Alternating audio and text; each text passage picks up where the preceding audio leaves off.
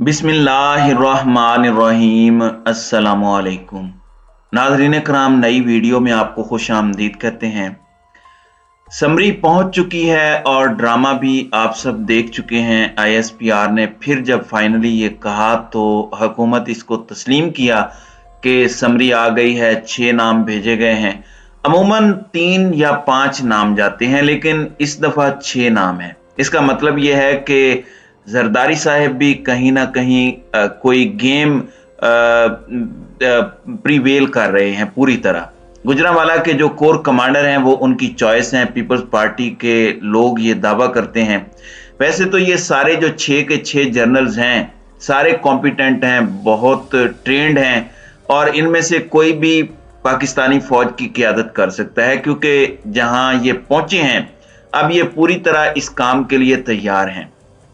बहरहाल पाकिस्तान के आइन और कानून को देखना होगा कि वो क्या कहता है। बड़ा इंटरेस्टिंग सिनेरियो है। इन 6 नामों में से एक 27 तारीख को रिटायर हो रहे हैं, जिनका नाम जनरल आसिम मुनीर है, और इस वक्त नून लीगी ज़राए और उनके हामी व्लॉगर्स कहते हैं कि जनरल आसिम मुनीर को नवाज शरीफ ने ओके किया है और वही अगले आर्मी चीफ होंगे। तारीखें तक दी जा चुकी हैं और इस पर बड़े बड़े नून लीग की क़यादत के जो करीबी लोग हैं उनका यह कहना है कि अगर वो 27 तारीख को रिटायर हो जाते हैं, अगर उनका तकर्रुर नहीं होता, तो फिर उसके बाद पिंडी के कोर कमांडर साहिर शमशाद और दूसरे नंबर पर CGS हैं general Azhar Abbas. 2 most senior slots इनके पास जा सकती हैं। इसके बाद जनरल नोमान हैं जो NDU हैं, फिर जनरल फैज हमीद हैं जो कोर कमांडर बहावलपुर है, और आखिर में core commander Gujranwala general Aamir का नाम भी इसमें शामिल किया गया है।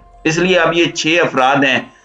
नाज़रीन कराम, रात का ड्रामा बड़ा अजीब था। ISPR के जराए ये कह रहे थे कि समरी जा चुकी है, जबकि मरियम औरंगजेब कह रही थी कि समरी नहीं गई। ख्वाजा आसिफ ने कहा समरी नहीं गई। फिर उसके बाद रिपोर्टर्स ने जब बार बार राब्ता किया तो DG ISPR ने अपने ऑफिशियल ट्विटर पर यह डाला कि 6 नाम भेज दिए गए हैं मिनिस्ट्री ऑफ डिफेंस को, और यह सवाबदीद हुकूमत की है कि वो इनमें से किस को आला ओहदों पर फायज करती है। बड़ी हैरत की बात है कि वजीर दिफा ख्वाजा आसिफ हैं और ये नाम उन्हीं के पास आए और उन्होंने आगे वजीर आजम हाउस को फॉरवर्ड करने थे, लेकिन वो ये कह रहे थे कि वजीर आजम हाउस को समरी मौसूल नहीं हुई। कंफ्यूजन क्रिएट क्यों की गई? फिर ये बात भी चलाई गई कि वजीर आजम ने तुर्की का दौरा मनसूख कर दिया है, शायद उसको पोस्टपोन कर दिया है। फिर ये आया कि नहीं, अभी उनका दौरा पोस्टपोन नहीं है। तो एक फिजा कायम की है नून लीगी कायदीन ने, जिसमें उन्होंने निशाना बनाया पाक फौज को कि समरी में ताखीर हो रही है, समरी नहीं आ रही। किसी को भी आर्मी चीफ बनाना वजीर आजम का इस्तेकाक है, वजीर आजम समरी के बगैर सब कुछ कर देंगे। तो एक तरह से कॉर्नर किया गया पाकिस्तान की फौज को, और बेसिकली ये सख्त लेसन है यकीनन जनरल कमर जावेद बाजवा के लिए। उन्होंने ये जो सारा निजाम है इस वक्त, इसमें कोई शुबा नहीं है कि अगर पाकिस्तान की एस्टेब्लिशमेंट हुकूमत के साथ ना हो तो ये हुकूमत अपनी सस्टेन नहीं कर सकते।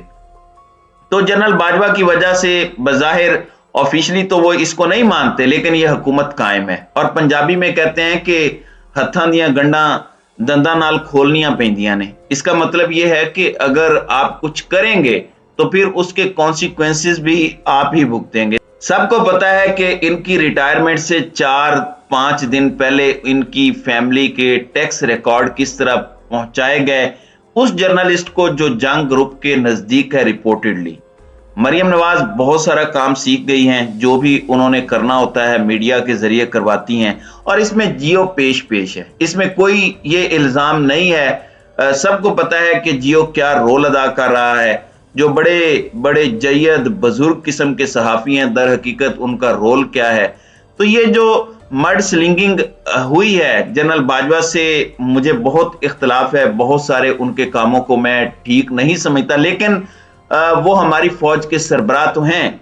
हमारा जो इदारा है, जो हमारी फौज है, ये हमारे दिलों के बहुत नजदीक है। हमारी लाइन ऑफ डिफेंस हमारी फौज है, और पाकिस्तान की अक्सरियत इसीलिए खामोश है। इतने वाकयात हुए हैं पिछले 7 माह में कि बहुत कुछ कहा जा सकता है, लेकिन ना वो कभी कहा है और ना कभी कहेंगे। اس لیے کہ یہ ادارہ ہمارا اپنا ہے اور ہم نے تو ہمیشہ یہی سنا ہے کہ ہر ملک میں ایک فوج نے ضرور رہنا ہوتا ہے، اگر وہ آپ کی فوج نہیں ہوگی تو پھر وہ دشمن کی فوج ہوگی۔ اس لیے ہمیں ہماری فوج، ہمارے غازی، ہمارے شہداء، ہمارے جنرلز ہمیں بہت عزیز ہیں، ہمارے دلوں کے نزدیک ہیں، اور کبھی بھی ہم برداشت نہیں کریں گے کہ انہیں کوئی برا بھلا کہے۔ ہم ان کے کسی ایکٹ پر اپنی رائے کا اظہار کر سکتے ہیں، بتا سکتے ہیں کہ یہ غلط ہے، یہ صحیح ہے، لیکن مڈ سلنگنگ، الزام تراشی، گالی گلوچ، یہ ہم کبھی برداشت نہیں کر سکتے۔ لیکن نون لیگ نے یہ کیا، نواز شریف نے، ان کے ساتھیوں نے یہ سب کچھ کیا۔ اب میں صرف یہ کہوں گا کہ یہ خود جنرل باجوہ کو سوچنا چاہیے تھا، جب یہ 7 مہینے پہلے رجیم چینج آپریشن کر رہے تھے تو ان کو یہ سوچنا چاہیے تھا کہ جن لوگوں کے لیے یہ سب کچھ کر رہے ہیں ان کا ماضی کیا ہے، کس طرح انہوں نے دھمکی آمیز زبان استعمال کی، اور اب آگے جا کے وہ کیا کریں گے۔ بہرحال اب سمری وزیر اعظم کے پاس آ گئی ہے، زرداری صاحب بھی پوری طرح اپنی خواہشات پوری کرنے کے لیے کام کر رہے ہیں۔ اب اگلا رول ہے صدر پاکستان کا۔ صدر پاکستان کے قانون کے مطابق پابند ہیں کہ وزیر اعظم جو ایڈوائز کریں گے اسی کو آرمی چیف اپوائنٹ کریں، لیکن وہ کسی بھی سمری کو 15 دنوں کے لیے روک سکتے ہیں اور اس کو نظر ثانی کے لیے واپس بھیج سکتے ہیں۔ پھر اگر وہی فیصلہ دوبارہ وزیر اعظم واپس بھیجیں تو مزید پھر 10 دنوں کے لیے وہ اس سمری کو روک سکتے ہیں۔ اس کا مطلب یہ ہے کہ 25 دن تک قانون اور آئین کے مطابق صدر پاکستان کسی بھی سمری کو، چاہے وہ آرمی چیف کا تقرر ہو، چاہے وہ گورنر کا تقرر ہو، وہ 25 دن تک اس کو روک سکتے ہیں۔ اب بڑا سوال یہ ہے کہ ادارے کی ریکمنڈیشن کیا ہے۔ صدر پاکستان جو فیڈریشن کے نمائندہ ہیں وہ کسی پارٹی کے نہیں ہیں، انہوں نے سارا ماحول دیکھنا ہے، اور جو غیر قانونی اگر کوئی کام ہے تو اس کو بھی روکنا ہے۔